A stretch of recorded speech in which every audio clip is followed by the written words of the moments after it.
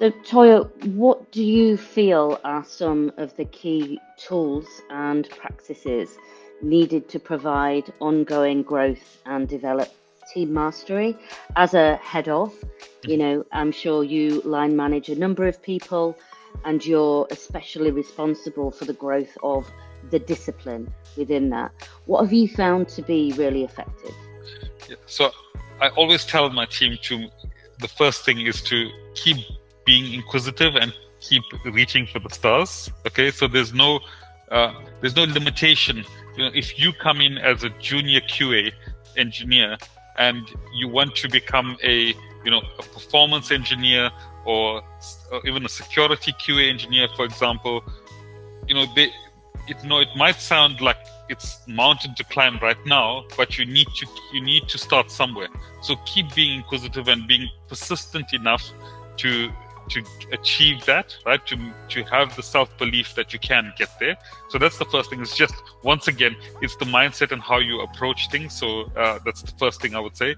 The second thing that I believe in, and something that I've really maybe taken like physically to heart, is over the last maybe 7 or 8 years, I've started to grow my network, not only within a specific location or specific city, but social media, and then expanding that into like conferences, and just having a tech presence wherever that is, wherever you feel your speciality lies in and where you want to grow into. I've been active within Agile QA, sort of networks and social spaces, and I think that's been really key.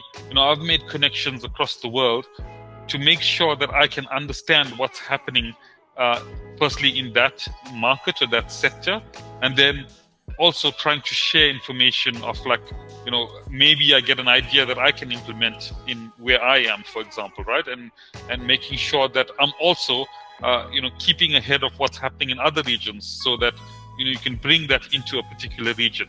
So I think that's something that I would really vouch for, and make sure that people grow their network and make sure that they're not working in isolation, that they have people that they can actually go to if they're stuck, and even for others to share information, to be like a helping hand from that perspective, right? So I think that's been great. Obviously you come to the certification aspect. That's really important, and not just certification for just for the sake of getting a tick, or I'm getting a certificate behind my name, but how can you actually get the certification but also live it, right, and implement that? And I think you should make sure that you try and get as much of that as possible, but also have a space to actually implement and experience how it is to work in that technology process or whatever the case is, right? And then the final one that comes to mind is I've been on quite a lot of leadership training at various companies. I think whether you want to move into a leadership role or not, I think it's important to understand what are the key aspects around leadership. I think you can be a leader within your team.